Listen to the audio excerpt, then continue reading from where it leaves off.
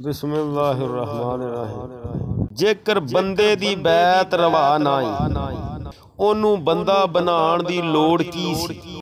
जेकर असल ईमान तौहीद दा सी ते मुड़ रसालत चमकाण दी लोड़ की सी।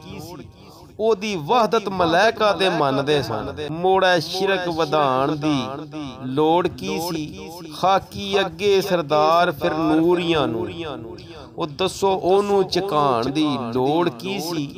अपने वड्डे अपजारी अबलीस ताईं ओ तोक लानत पहनाण दी लोड़ की सी।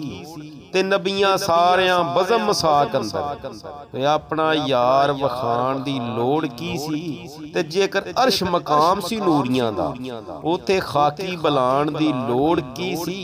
ते कहना बशर सरदार जे फर्ज होंदा मिन्नल्लाह नूर फरमान दी लोड़ की सी। जिन्ना दोस्तां ने मजीद पंजाबी कलाम सुनना है उन्हां अगे मेरी गुजारिश है कि मेरे चैनल नू सबसक्राइब करो।